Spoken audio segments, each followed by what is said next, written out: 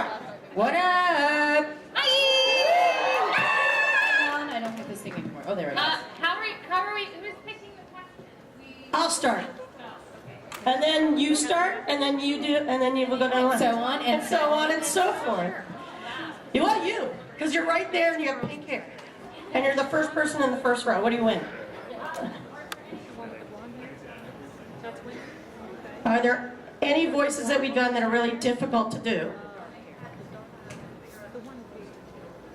She's asking if there are any that were difficult to do and we had to figure out ways to get over it. Believe it! No. I'm just going to use it for all my... Yeah, just say believe it. It works like a charm. I've said it like millions of times. I don't know about you, but one day I had to spend 4 hours growling and whimpering like a dog. By hour 3, you pretty much want to shoot yourself in the head. So yes, I've had some of those. I did Zoe for League of Legends, and she's really high-pitched. And then I would say Magi Lu from Tales of Berseria. Like her, I just had to warm up a lot. It's just a lot of pitchy stuff going on with her. What they said. I'm from China and I'm voice acting in English, so every sentence is difficult for me. And she's a scientist, all those vocabularies, you know, atmospheric, Antarctica, And wait, and what did you major in college? chemical technology. Yeah, that's amazing. Woman of many talents. Wow. Okay, now I'm going to we pick from right here. So how about like someone from way over there, like the farthest away question is the guy standing up in the back. What is your question? It's horrible. We hate it. Oh lordy. I'm holding the mic, so I guess I'm going to be answering this question. How do I become a voice actor? Half the room wants to know. Okay, so all of us have a voice, yeah? Yep, everybody's got a voice. Good for you. You're still not even halfway to what our job is. Actor is the most important part of what we do. So if you want to be a voice actor, go become an actor. I think pretty much everybody, we are actors, and you know us for our voices. So when we're here, we're voice actors. When I'm not here, I'm an actor, and I'm Caitlin. So wherever you can, start taking classes. If you're in a position to maybe you're not in college yet, you can major in it. If you're out of college, go find some classes at a community college. Like, it's never too late to start acting. But if voice acting is what you want to do, you got to start with acting first. So, yeah. Next question. Ooh, mama. You in the black shirt, yeah. Stand up. Bart Simpson! Cha-ching! Yeah, right? Anybody, grab a mic if you have an answer.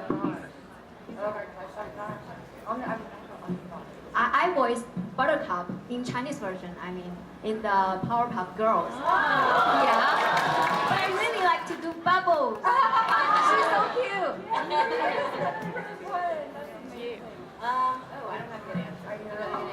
I'd love to voice like a protagonist in an Assassin's Creed game. Like that would be just in the future, you know. That'd be a dream of mine because I loved the games growing up. So I think it'd be fun to voice. I've never voiced a creature, like a really kind of like, you know, ominous type of creature, like evil. They're really hard to do.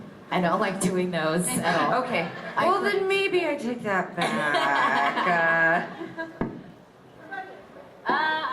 Let's see. I would just like to be in that Overwatch game. I don't know. I just feel like, hey, I'm just saying. I don't know. That's not. That would be pretty fun.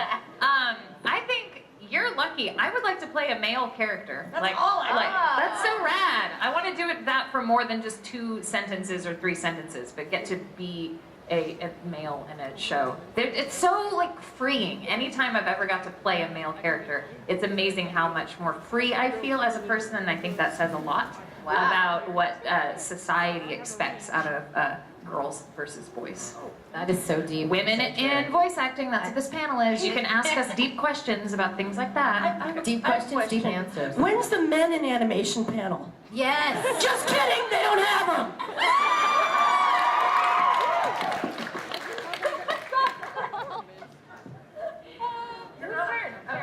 My turn. You're standing up and you really, really want to. You standing up, yes, with the glasses. Go. Yes. My child. Okay, so Natalie had to give you a while when I watched Lab Rats to figure out who you were. Yeah. So for me, I kind of recognize your voice more. Yeah. So when you guys do like on-stage acting, how does it feel being there that your fans kind of recognize your voice more so than your face? You're in Lab Rats? I'm sitting right next to you, right? What's it like? I don't know. I was doing an episode, I was recurring on Shameless for a while, and one of the kids that plays a kid, he's a great actor on Shameless, we were in a scene at a park, and this guy is like a famous actor, and he was like, so, this is after 2 days of filming with him, or maybe more, a week, and he's like, so, you're the voice of Naruto, huh? I was like, bro, you're on Shameless! Like, it's just weird, because kids tweet me weird stuff.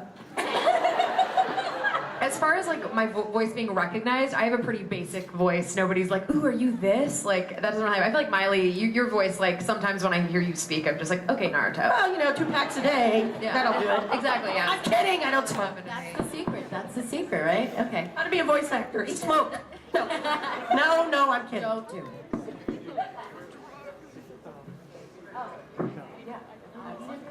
I did. Yeah. Okay, maybe this girl, I saw your hands are always up.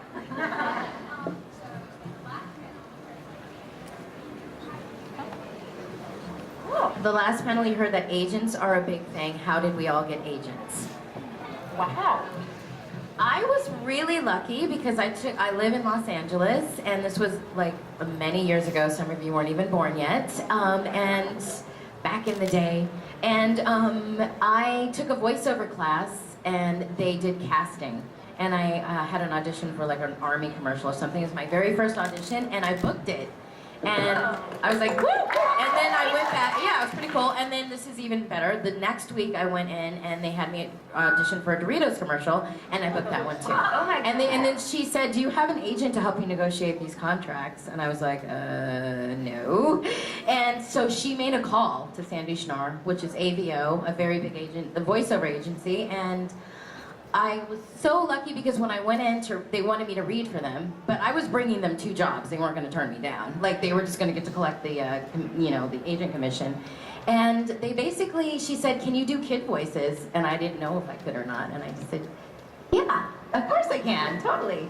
And right away I started booking like animation stuff with her. So I just have one of those weird, freakish stories, but you definitely need an agent to be working at this level. But yeah, I have a freakish story. Anyone else? I also had like a weird freak story where I was majoring in theater at UCLA and I was finishing up my degree, and they had people at the end of every year, whoa, hi Erica. At the end of every senior year, they always have, yeah, I know I say words for a living. But at the end of every year, like they always have a bunch of like alumni and people from the industry come in, and like Fred Tatasciore graduated from my program, and Nancy Cartwright, and a few other heavy hitters, and this guy named Richard Tatum came in and taught a class, and everyone in my class knew I played video games and I loved anime and stuff. So like, oh, Erica's gonna love this. And then Richard came in, taught a class. He was a friend of my voice and speech teacher. I reached out to him after, and I was like, well, while I'm still on my parents' dime, like, why don't I try to do voiceover and on camera? And so he made me 2 demos, and he made the life-altering decision for me to walk me into his agency, which was Atlas. And I remember I sat down and they went, okay, so you have no credits and you're not in SAG. We'll give you a shot. We'll give you a shot. And then like 8 months in, I just it was like I was booking nothing, and then I booked like an infomercial and a game, and then I booked Barbie, and they were like, maybe we should put a ring on it, So yeah, but I got really, really lucky also. It was just kind of a weird thing that happened. I think maybe the rest of us, our agent stories are just kind of boring or similar, so they got the cool stories. Yeah, you guys have My turn to pick. Oh, Come on. You're so cute.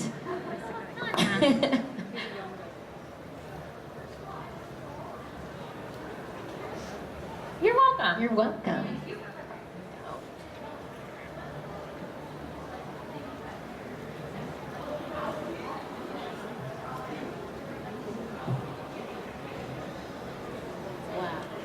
Oh yeah, there's a lot. So the question was, how emotional do we have to get sometimes, and how hard is it to get in those and to play those scenes? I think they're really fun, personally, because I don't know. It's a really cool thing to be able to convey that emotion with just your voice. I mean, when you're in the booth, at least I'm acting it out. I'm using my whole body and stuff. But yeah, Laura's got a lot of emotional stuff. She lost her whole planet, her whole family, her dad. Then she had to give up her dad's memory. Then she had to give up her ship. All that stuff. So yeah, there's a lot. Yeah, there's a lot of emotional scenes, and I just think it's really rewarding. And that they're writing stuff like this these days, and it's just really exciting and fun to play. Thank you for that question. Anyone else got some advice about playing emotional scene? Well, I've told this story before, it's sad, but then I'll be funny after that. But I had to record an episode of Naruto where he meets his mother for the first time. And I had lost my mother the week before, she had passed away. And it was like the hardest thing I've ever. On the other hand, it was one of the best things I've ever done. Recently, I had to revisit it where he sees his mother and his father. And I was in the booth and I was drinking and I just burst into tears. And the engineer was like, "Are you crying?" I was like, "Yeah." And I was like, "Shut up." But you know, there are times like that as an actor, what you do is you rely on the things that you've experienced. So if you're eating ramen, like I do, like you just imagine it's the best piece of pizza you've ever had, or whatever is the best food you've ever had.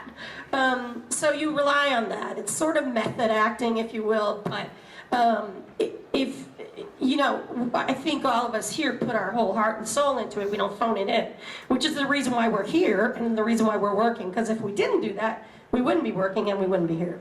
So you just kind of rely on the depths of your own experiences, and I think all of it brings it to the table. Unless you're supposed to be funny and you're not a funny person, then you suck.